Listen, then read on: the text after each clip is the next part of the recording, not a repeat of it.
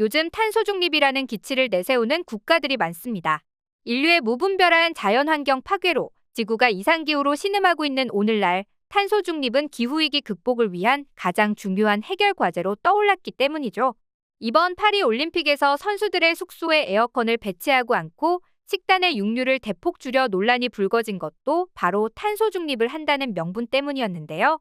한편 이 탄소 중립을 실현하기 위해 가장 먼저 해야 하는 최우선 과제는 청정 에너지로의 전환입니다. 그러면서 전 세계가 주목하고 있는 것이 바로 그린 수소라는 것인데요. 밑에서 자세하게 설명하겠지만 이 그린 수소는 재생에너지로 물을 전기 분해해 얻는 수소로 생산 과정에서 탄소 배출이 전혀 없는 청정 에너지원입니다. 생산 과정을 보면 알겠지만 탄소 배출이 없고 온실가스가 발생하지 않기 때문에 탄소 중립 목표를 실현할 수 있게 되는 거죠. 지금 전 세계가 이 그린 수소를 둘러싼 총성 없는 전쟁을 치르고 있는 것도 바로 이 때문인데요. 그런데 이런 상황에서 우리나라 이 지역이 갑자기 그린 수소 화풀로 떠오르면서 에너지 강국으로서 한국의 도약을 예고하고 있습니다. 이 발견이 얼마나 충격적이었던지 전 세계가 한국이 아시아를 넘어 전 세계의 에너지 전환의 미래를 제시하고 있다며 난리가 났다고 하는데요. 대체 무슨 일이 벌어지고 있는 걸까요? 자세한 내용 함께 알아보도록 하겠습니다. 일단 그린 수소라는 게 뭔지 살펴보려면 우리가 지금 사용하는 전기 에너지에 대해 알아야 합니다. 우리가 오늘날 사용하는 전기의 70% 이상은 여전히 석유와 석탄 같은 화석연료에서 생산되는데요. 그런데 이게 알다시피 오늘날 숱한 환경 문제와 기후 위기를 초래한 주범으로 지목되고 있죠. 그래서 전 세계는 태양광이나 풍력 등을 이용해 전기를 생산하는 신재생 에너지, 즉 수소에너지 활용 같은 친환경 에너지 정책에 관심을 쏟고 있는데요. 특히 그 과정에서 수소 에너지에 대한 관심이 뜨겁습니다. 수소는 어디에나 존재하는 원소인데다 전기와 열로 전환될 때 물만 생성할 뿐 온실가스를 전혀 배출하지 않아 환경 문제에서 자유롭기 때문이죠. 이렇듯 원래 수소는 분명 가장 친환경적인 에너지 수단 중 하나임에는 의심의 여지가 없는데요. 그런데 문제는 이 수소를 얻기 위한 방법들이 대부분 친환경적이지 않다는 점입니다. 수소 에너지를 위해 필요한 것은 순수한 수소인데 수소는 자연상에서 물이나 석유 및 가스 등 다른 원소와 결합된 구조로 존재하기 때문입니다.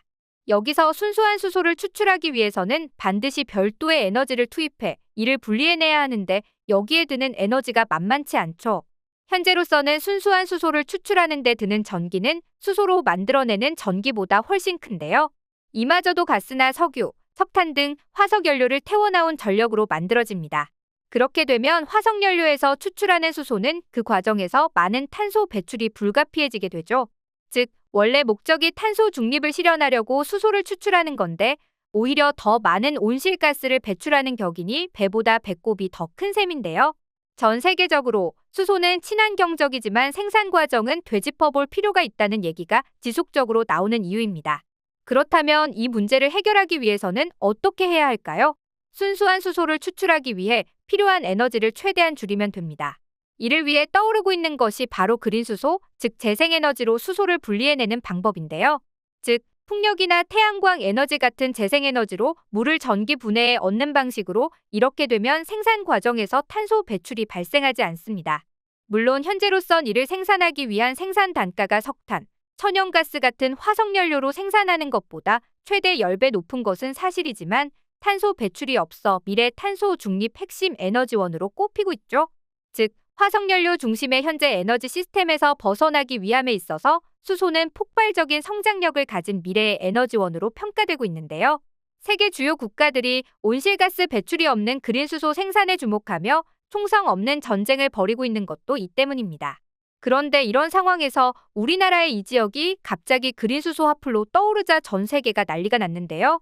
지질학자들의 조사 결과 당장 한반도에 엄청난 양의 그린 수소를 얻을 수 있는 가능성이 숨어있음이 확인됐기 때문입니다. 한국이 에너지 생산국이 될 수 있다는 가설이 더는 미친 소리가 아니게 된 순간이었는데요. 그리고 그 주인공은 바로 다름 아닌 우리나라의 제주도 지역이었습니다. 제주도가 갑자기 그린 수소 화풀로 떠오른 이유, 타고난 지리적 여건 덕분이었는데요. 원래부터 제주도는 재생에너지 발전 비율이 전국 지자체 중에서도 가장 높은 곳입니다. 지리적 위치에 더해 난류의 영향으로 바람이 내륙지방보다 강하게 불어 풍력 발전을 추진하기 좋은 지역이죠. 실제로 이 때문에 우리 정부는 일찍이 1970년대부터 이런 가능성을 알아보고 제주도 곳곳에 풍력 발전기를 설치하면서 재생에너지 역사를 시작해왔는데요. 그 결과 오늘날 제주도에는 풍력에너지 등 재생에너지가 남아돌아 출력 제한까지 발생하고 있었습니다. 바로 이 점에서 얼마든지 남는 재생에너지로 청정에너지인 수소를 생산할 수 있어 제주도가 그린수소 하플로 떠오르게 된 것이죠. 그야말로 전 세계가 지향하는 그린수소의 최적지라고 할 수 있을 텐데요. 놀라운 것은 실제로 이런 가능성에 그치지 않고 제주도는 그린수소 국내 첫 상용화 시동을 걸고 있다는 점입니다. 이미 제주에서는 2020년부터 그린수소 생산에 성공했고 그 규모를 확대하는 사업들이 하나둘 추진 중에 있었는데요. 산업통상자원부의 지원을 받아 제주시 구좌읍 행월리에 그린수소 생산 설비를 구축해 연간 1200톤 규모의 그린수소를 생산하가 하면 이를 지속가능 생산할 수 있고 저장할 수 있는 기술개발 사업도 구좌읍 행월리 일원에서 진행되고 있습니다. 이 행월리 설비의 생산 목표량은 하루 600kg 수소 버스 24대를 충전할 수 있는 규모에 이른다고 알려졌죠. 그리고 지난해 9월 조천읍 함덕리 수소충전소에서는 실제로 그린수소를 연료로 충전한 수소버스가 전국에서 처음으로 정식 운행하기 시작했는데요. 탄소를 배출하지 않는 그린수소를 생산하고 상용화하는 국내 첫 시도가 제주도에서 시작되었음을 알리는 유의미한 신호탄이었죠. 여기서 그치지 않고 제주도는 2035년까지 사용하는 모든 전력을 재생에너지와 그린수소 발전으로 전환할 계획을 발표했는데요. 태양광, 풍력 등 재생에너지 발전 비중이 가장 높은 만큼 이를 활용한 그린수소를 생산해 2035년까지 탄소 중립을 이룬다는 목표입니다. 한편 이 소식에 세계 유수의 과학자들은 경악을 금치 못했는데요. 이 엄청난 발견은 과학사의 새로운 장을 여는 것이자 미래 에너지 공급과 환경 문제에 대한 해결책을 제시할 수 있었기 때문입니다. 한편 11월 1일부터 국내 최초로 제주에서 그린수소 상업 판매가 시작된다는 소식도 전해졌는데요. 그린수소 판매 가격은 재료비와 인건비, 경비와 운송비 등을 고려해 킬로그램당 15,000원으로 결정됐다고 합니다. 이전까지는 버스에만 활용됐지만 일반에도 판매되어 승용차 등에도 활용될 전망이죠. 물론 가격 면에서 현재 운행 중인 전기차와 차이가 많이 나 실제로 잘 팔릴 수 있을지 우려가 이어지기도 했는데요.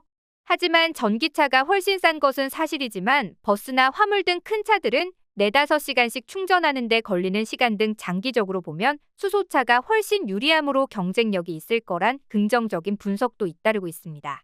한편 제주도는 지금은 차량에 이용될 그린수소 판매만 진행하고 있지만 앞으로는 산업과 생활 전 분야로 그린수소 기반을 확장해 제주 지역의 에너지 전환과 자립을 달성한다는 방침인데요.